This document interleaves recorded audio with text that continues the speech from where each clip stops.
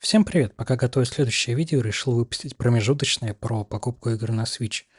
Оно будет полезно тем, кто уже владеет приставкой или только планирует купить. И оно актуально как для первого, так и для второго Nintendo Switch.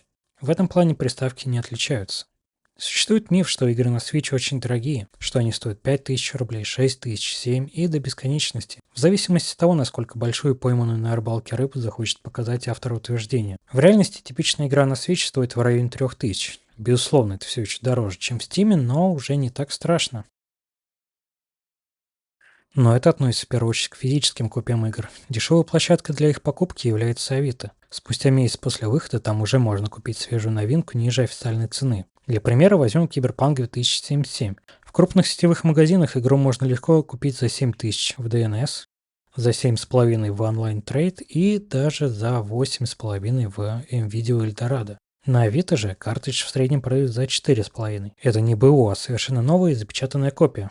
Такая цена уже не выглядит, по крайней мере для меня, такой безумной, но она все равно в разы выше цены на ПК. Аналогичные издания в казахском или украинском регионе, в российском оно сейчас недоступно, продаются за 3500, если без скидок. На распродажах цена в 2 раза ниже.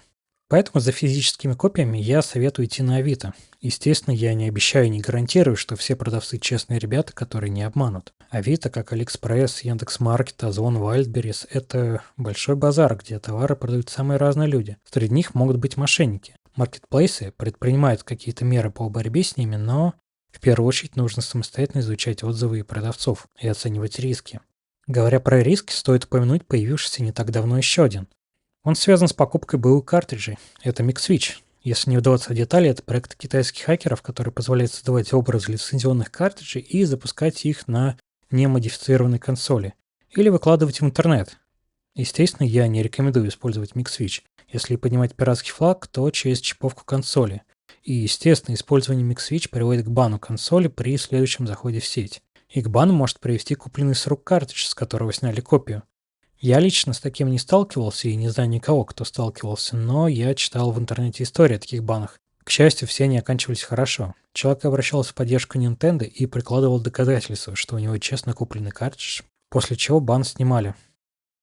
Еще для покупки картриджей есть иностранные площадки, где принимают криптовалюту и отправляют в Россию или Республику Беларусь. Например, PlayAsia.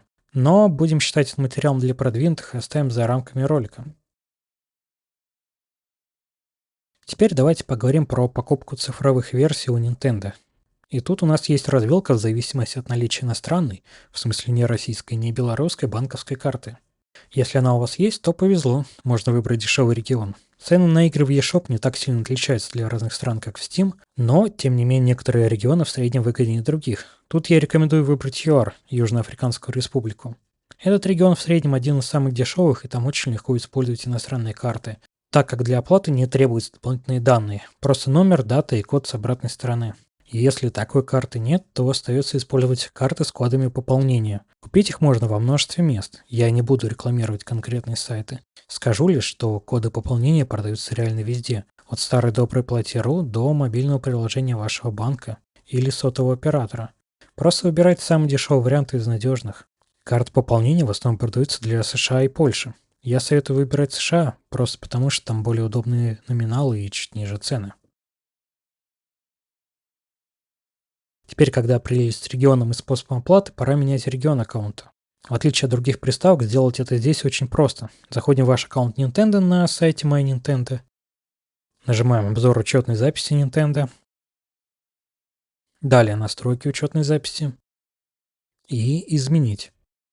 И вот у нас открывается возможность выбрать страну. В Nintendo работают джентльмены, а у джентльменов принято верить на слово.